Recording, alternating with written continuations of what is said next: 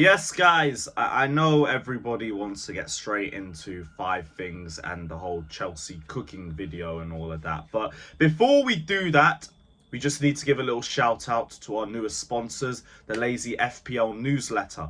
These guys are sort of like having your own assistant manager who emails you 24 hours before every deadline with a quick and sometimes funny breakdown of everything you need to know. 99.2% of subscribers said they did better last season by reading it. You guys will too. Subscribe for free by clicking the link down in the description below. What's going on, guys? Welcome back to Chelsea Fan TV. Welcome back to another episode of 5 Things We Learnt. Finally, after a home win. The first win since March at the Bridge. We have been struggling. We have been massively struggling. But it feels good to get that winning feeling again. It's good to have some confidence in your squad. To see players improving and growing and understanding a system week in and week out. It actually feels like we're watching these players grow and gain these consistencies right in front of our eyes. And this is exactly the performance that we needed. We needed a confidence building performance. We needed a statement performance. And we needed to score goals. And we did that. Started off a bit slowly. Brilliant opening goal from Raheem Sterling. And he absolutely ran the show yet again. We're going to delve into Sterling a little bit. We're going to delve into his performance in a little bit.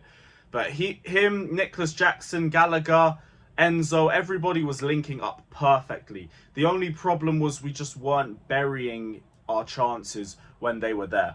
If anything, it was like a case of we were overplaying a little bit too much, but it's not a negative. Like, it's genuinely, if you're looking at it as a negative, you're nitpicking. Goals were going to come. Luton were never really a threat for us. There was one little mistake from Disasi, one chance in the second half from them that was clear cut. Other than that, there wasn't anything. It was just a case of when are we going to score? Went into half-time a little bit nervy, only a little bit, but I did have the feeling the goals would come, and it just flowed through in the second half. We started seeing Luton come forward a little bit more. We're able to transition more. We're so dangerous on transition. So many positives. I actually feel like I'm going to struggle to formulate 5 separate points because there's so many positives to go through. But the first thing, confidence building. This was what we needed. We needed a statement performance. When was the last time we scored 3 goals at home? I think it might have been October. Wolves, AC Milan. Very lucky to have even seen it twice.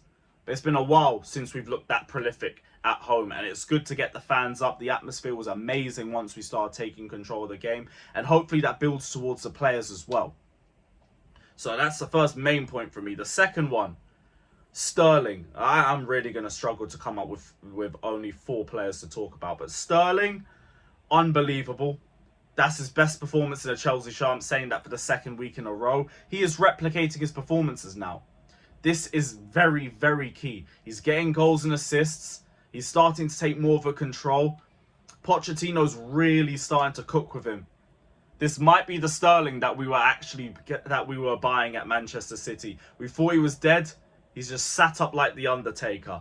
He's going to be very key to us this season. And I'm glad he's stepping up because Nkuku's injury has really hurt us. It should be him linking up with Nicholas Jackson as well.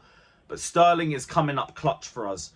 Just needs to keep scoring, keep playing at this level. And he's doing it already. This is the leadership that we've asked for. Just keep it up. Nicholas Jackson. All I needed from Nicholas Jackson was to start getting goals and assists because you can't criticise his performances without just saying you straight up haven't watched Chelsea play. He's been brilliant every single game this season. He just hasn't got a goal to talk about yet. Finally got one today. All he needed was to get into goal-scoring positions. Did that to perfection. Couldn't ask more for him.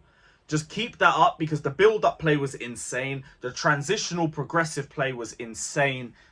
The pressing, the hold-up play, the strength on the ball, the power behind every shot. Havertz would hit the ball like a 2-year-old and it would annoy me to no end. Every time he gets a shot, even if it's a half chance, he's levering it and he's asking a question of the goalkeeper. It's the little things that are the difference. You would have just seen Havertz's miss for Arsenal earlier today. Nicholas Jackson scored from the same position. That is the difference right there. That's why I was gunning for this guy so bad last season. Constantly holding us back. This is the difference. Who else? Enzo Fernandez. No, I don't want anyone to ever talk to me about the price tag, because the guy is clearly worth every single penny. Close control, press resistance, passing range, decision making, turns, agility, everything you want in a midfielder. He has it to a world-class level, and all we had to do is put Caicedo next to him. Caicedo had a slow start, then grew into the game, simplified everything. It was perfect. It was perfect. Who else? Malo Gusto. This is more than 5 things at this point, but I don't care. It's been a while since I felt this good about Chelsea, so I'm going to just run with it. Malo Gusto, this guy's a cheat code, and all we needed was for him to just start getting the hang of Premier League football. 2 assists off the bounce, solid defensively, rapid on the ball. He can take on players. Everything you could ask for in a right back. He would start for most teams in the Premier League, and we have him as our depth. It's insane.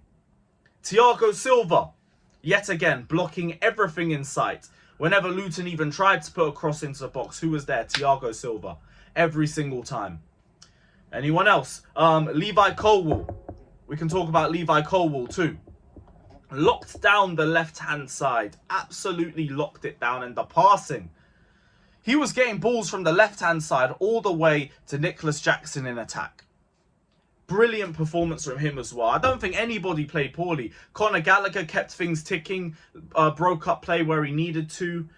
Disasi had a couple scary moments, but he knows how to use his body in a good way. He's very imposing, and he used his strength to good advantage. The only negative was probably Ben Chilwell. I won't lie, Chilwell at left wing, I don't like it. I don't like it. He made a couple chances in the first half, fair play to him, but he just gets beaten for fun. So if we're playing him over an actual left mid because he tracks back, it don't really work. And then the chance of the second half where he could have just scored. Like, one of your best attributes is ball striking, and you didn't even do that in the perfect opportunity to do it. I'm a bit worried about him. Everything else, though, was flawless. And my last point, I think this is like point 7 or something, but the next few games, we are in a very good position. We can build momentum, go to Wimbledon, beat them, go to Forest, and go into the international break with 2 wins and probably in the top half of the table. We're in a very, very good position. We just need to keep it up and keep it moving. But guys, it's the end of yet another episode of 5 Things We Learnt. Big up to everybody that's locked in. Hit the like button, subscribe, and all of that. Hopefully we are back after another win. Take care, and up the Chelsea.